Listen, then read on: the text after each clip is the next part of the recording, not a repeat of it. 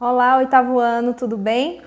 E a gente vai dar continuidade, né, às nossas aulas de arte através de videoaulas pelo YouTube e por plataformas que a escola, sim, disponibilizar, tá bom?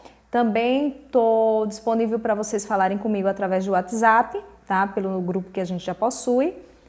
E lá também vou estar postando links, tá? Para que vocês consigam estar sempre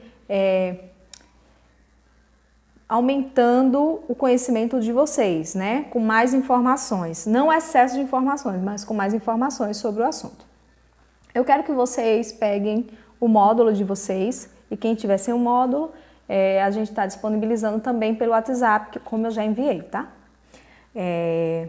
Da página 18, a gente vai para a página 18 e lá, estando lá, a gente vai falar de um assunto que eu gosto bastante.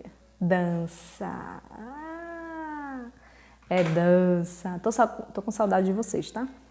Então, a dança, né? A dança no pós-impressionismo, né? A gente vem falando sobre o pós-impressionismo, voltado a vários tópicos da arte, e agora a gente chegou na dança, né? Tem um cara que a gente já falou sobre ele, e agora a gente vai falar também sobre ele dentro da dança, tá? Que é o Lautrec. Então, aí, nesse pós-impressionismo, eles trazem que tipo de informação pra gente? Que o cancan, né, uma dança chamada cancan, surgiu na França no início do século XX. O cancan era uma dança dançada em cabarés. O que era isso, professora? Cabarés? É que só as pessoas que andavam na boemia, na noite, eles iam para locais onde tinham apresentações artísticas, certo? E também tinha prostituição. Porque a arte ela era vista como algo não muito legal, né?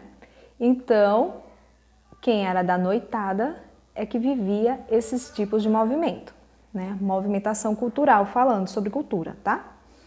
E aí, o cancan, ele era um tipo de dança, né, com variação da quadrilha, não a quadrilha que a gente tem aqui, né? Ele vinha da dança popular do período, né, da quadrilha francesa, certo? E ele também tinha, né, uma contradança, né, que aí já era de origem inglesa. Nessas variações também existia um artista, né, que se chamava Lautrec. Ele foi para a França estudar, viver na França, e ele começou a fazer quadros, mas não eram quadros como as telas que ele fazia. Ele começou a fazer os pôsteres, né?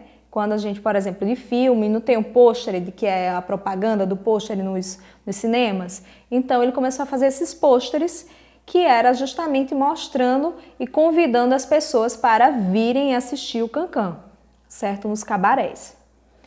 E aí esse artista, né, ele trazia o que era, pelo menos, o ponto principal no desenho, né? Ele colocava as pernas, pés. Por quê? Porque o cancan, ele era uma dança que ele era por partes. Como assim por partes? Era dançado em grupos, né? Grupos, geralmente mulheres. E, por exemplo, o movimento ou só era de cabeça, ou só era as pernas, entendeu? Ou só era braços, era um movimento por vez. Não tinha o movimento coordenado de todos os membros, mas eram movimentos que eram ou cabeça ou perna. Eu vou até postar um vidinho para vocês verem sobre isso, tá bom? E aí ele também traz, o livro traz um vídeo que é o Moulin Rouge. Eu tenho esse DVD, a gente vai assistir ainda, tá? E aí ele traz esse filme do Moulin Rouge, né? E tem assim, ele também traz até a informação que existia um filme feito em 1952, sem autor, né?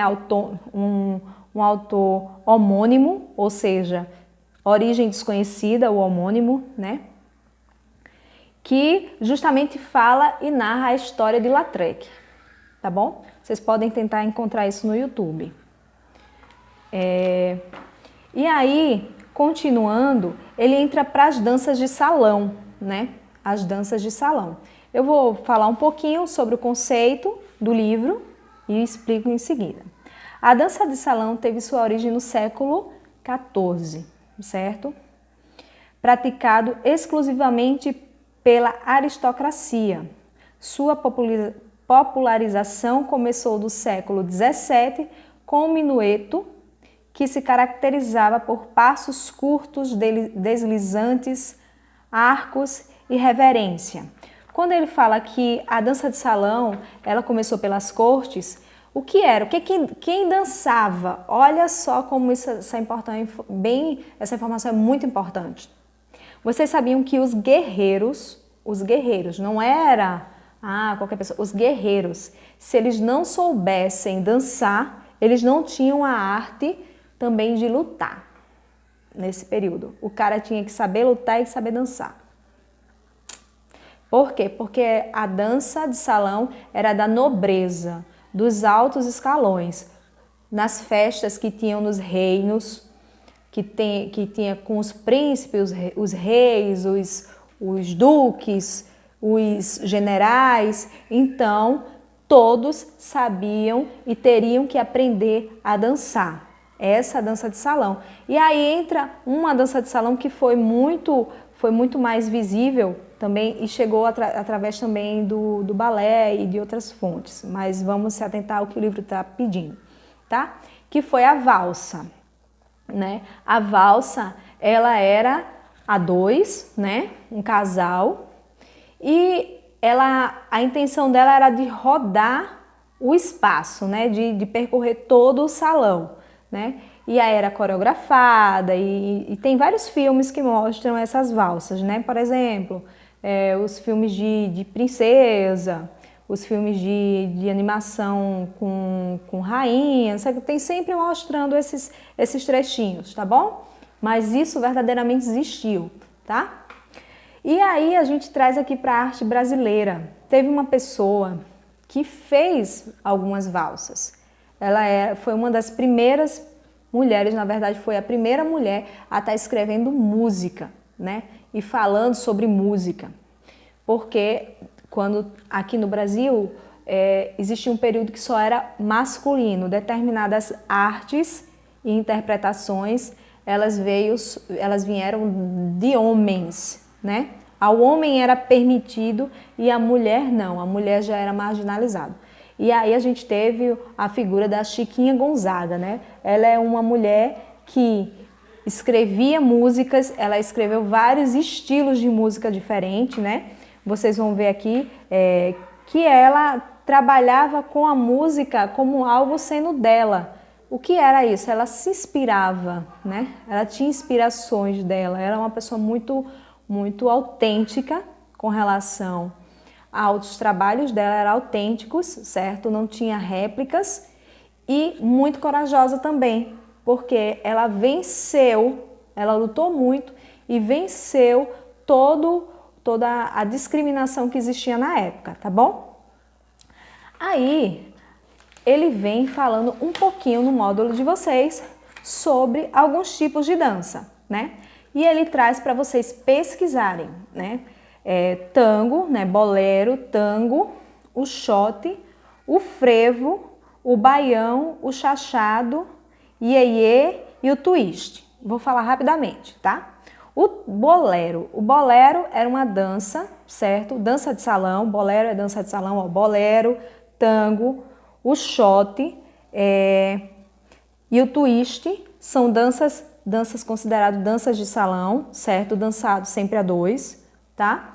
O bolero, teve muita repercussão no Brasil, certo? Até hoje é dançado, mas não como foi no período deles. Vocês vão ter que pesquisar um pouquinho no livro e fora dele, tá?